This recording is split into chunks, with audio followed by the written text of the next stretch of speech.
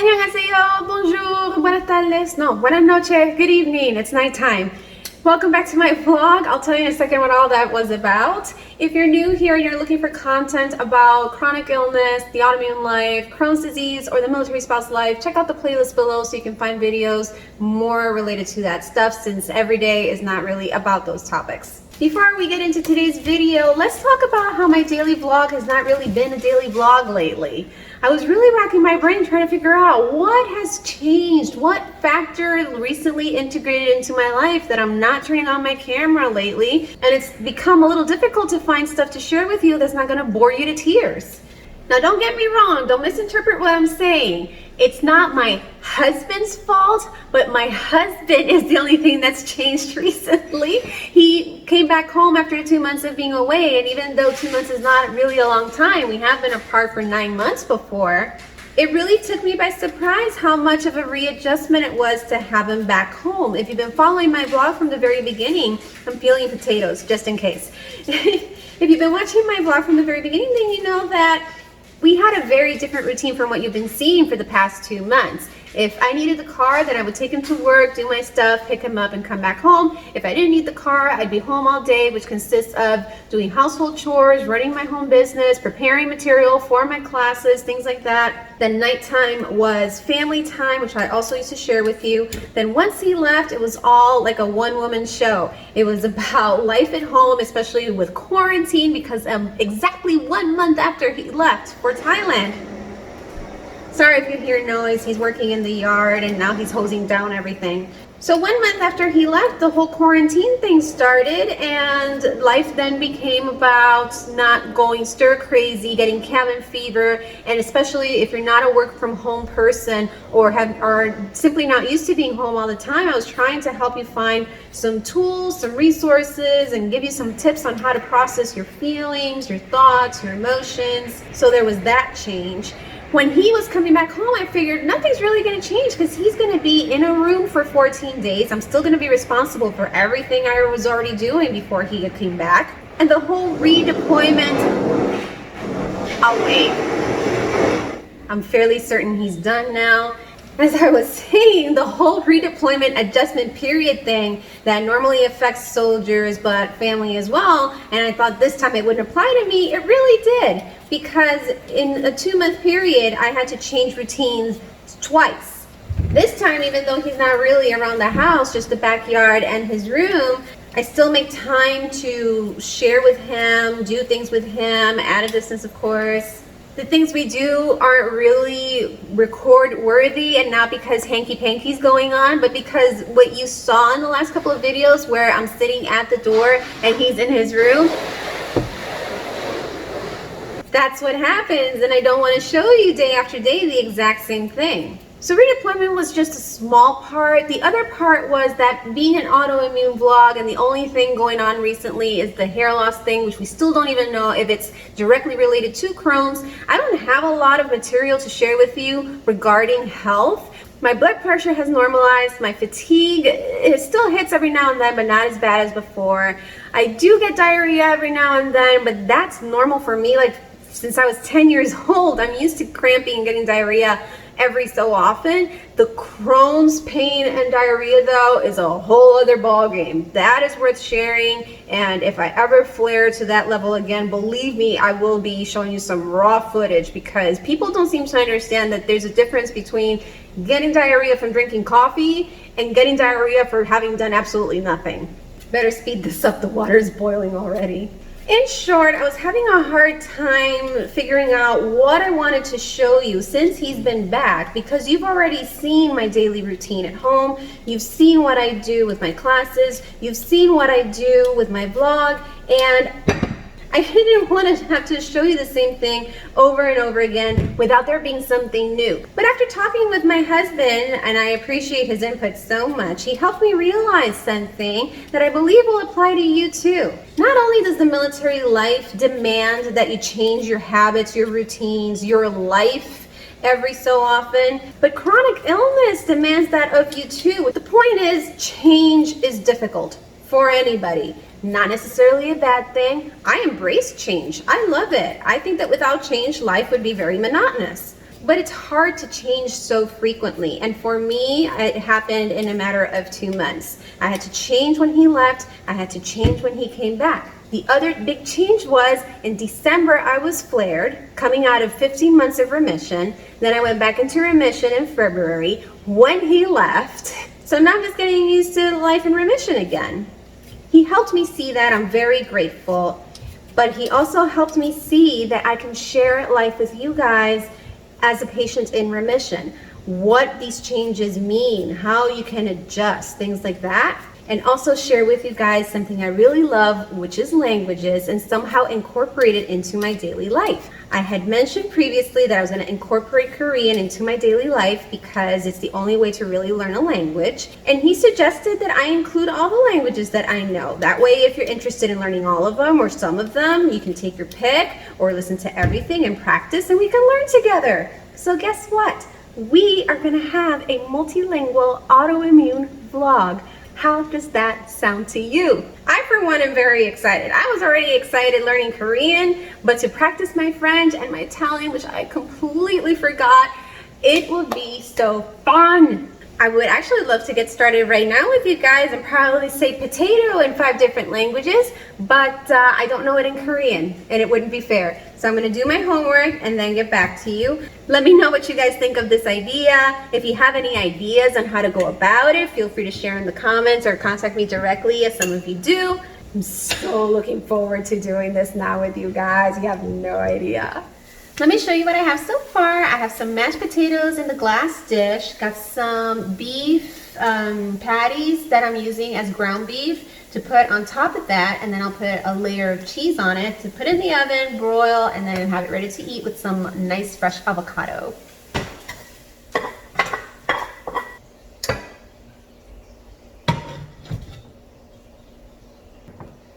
This is what we have so far. And throw some mozzarella on it.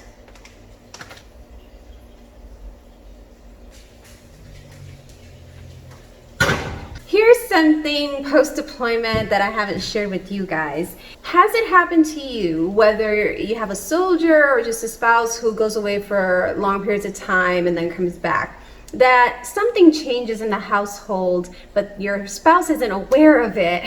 So then you get ticked off at the fact that this is not how this happens anymore.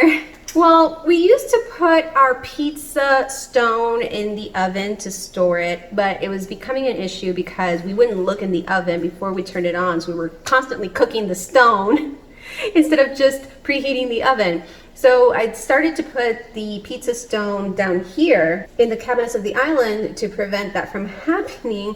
Well, he cleaned the stone after making pizza the other day, and he stored it in the oven, so I just cooked the stone again. Instead of getting really annoyed, I'm actually laughing because, oh my gosh, I can't believe I didn't tell him.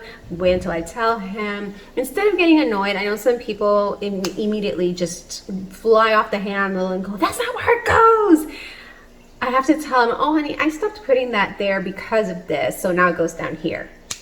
Done. In case that happens to you and it's happened that you immediately or instantly lose it, remember, they weren't home. They weren't here when something happened. They left the house knowing certain things, doing certain things a certain way, and they're just coming back to pick up exactly where they left off. So be patient, talk to them with love, and then if it doesn't stick after a couple of times, then maybe you can go like, we've talked about this. Food's done. This is the final product. And my husband seemed very excited when he saw me taking it out of the oven. Say hi. I already told him about the pizza stone. I said, by the way, I also cooked the pizza stone. He said, I noticed. So now you know I'm not putting it in the oven anymore. I'm putting it down there. Done. It was that easy. We just finished watching a movie. If you haven't already, watch Puerto Ricans in Paris. I've been putting it off because I thought it was going to be really tacky, but it was a great movie. Now I'm on my way to wash my hair. It's Hair Max Day. I think I mentioned that earlier. If I didn't, well, it's Hair Max Day.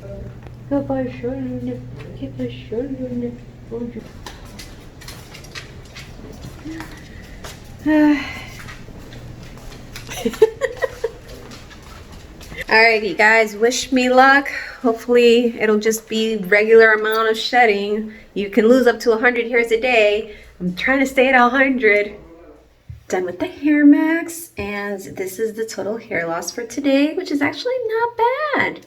Don't really know how many I have here, but it definitely doesn't compare to what happened a couple of days ago, and I am thrilled that this is the only thing that came out. Now I'm just gonna put some hair product on here so it's not so frizzy and it doesn't look so bad, and then we'll go over to the language stuff. Isn't this much better now? Okay, got my glasses to read my notebook. And let's go take a look at my hubby in his dungeon. How's it going? Are you winning? Kind of. And that's all the interaction we get. He does go to the living room when we watch TV and whatnot, but mostly that. We don't spend a lot of time together in the same room. And when we do, you've seen that he wears his mask and all that stuff. Oh, wait, my notebook's not here. Hi, cutie pie. Hola. Woo, yay! Got my notebook. Let's go review. Okay, I was looking over my notes before we went into any more reviews and new stuff today. And before we get into it, I have to explain. We're going to do numbers 1 through 10 today because the stuff that comes after the whole, hi, how are you? What's your name? Where are you from? Are you a student or a teacher? Then we get into family and saying how many siblings you have. We get into what the date is or when your birthday is, things like that. And for that information, you need numbers. Let's review. If you don't know the stuff I'm going to mention now, you can go check out the previous videos. I'll link them or I'll put them below. I think I'm going to have to make a Korean playlist. Now let's review. The dialogue is going to be, hello, what's your name? My name is Veronica. Where are you from? I'm American. Are you a student? No, I'm a teacher. It's nice to meet you. Goodbye. 안녕하세요. 이름이 뭐예요? 제 이름은 베로니카예요. 어느 나라 사람이에요? 저는 미국 사람이에요. 학생이에요? 아니요, 학생이 아니에요. 저는 선생님 이에요. 만나서 반가워요. 안녕히 계세요. I actually got through it and that's the best I could do. I tell you, I was cracking up every time. Okay, now for today, we're doing numbers 1 through 10. Here we go. 하나, 하나, 둘, 둘, 셋, 셋, 넷, 넷, 다섯, 다섯, 여섯, 여섯, 일곱, 일곱, 여덟, 여덟, 아홉, 아홉, 열, 열. So, all together. 하나, 둘, 셋, 넷, 다섯, 여섯, 일곱, 여덟, 아홉, 열. I have to read them. If I don't read them, I can't say them, but we're practicing so then we could do the dialogue like I did before, but without laughing. This is what I'm reading. I highly recommend when you're learning a different language to try to learn the alphabet and really read the language in its own writing, because that's really going to train your brain to recognize the letters and depend on the sounds that really belong to the language. Whereas if you try to write in your native language how you pronounce these words, you're not really going to get the right pronunciation. Not that I'm an expert in Korean pronunciation, but I definitely know, for example, that if I see this vowel, which does not exist in Spanish, in English, in French, or any other language that I know that I have to make an effort to try to get as close to that sound as I can. So that's my recommendation. That's why I have everything written in Korean and not in English. The other day I was talking with my husband about refreshing my Korean and practicing with you guys, and I told him it's so weird that I can remember how to present myself in Japanese even though I never took a class, and it was just part of one of my trainings where there was a native Frenchman who was married to a Japanese woman, so he learned Japanese either near native or native, and he was trying to put us in the position of our learners by having us experience learning Japanese in the classroom. That one day, it was less than an hour, and I can still remember. Konnichiwa, watashi wa Veronica desu, Kiyoshi desu, Puerto Rico najin desu, hajimemashite. I probably said something wrong in there. I probably put a na where there didn't have to be one, or I put a des where there didn't have to be one.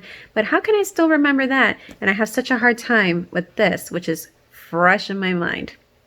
Okay, that's really all for you guys today. I'm gonna do a little work on my computer and go straight to bed. It's really late. I'm just waiting for my hair to dry a little bit more. So good night, you guys. Thank you for watching. As always, I appreciate you so much. If there were no viewers, this would not be happening. So thank you, and get some rest. I'll see you tomorrow. I will definitely turn on my camera because now I know where we're headed. Bye.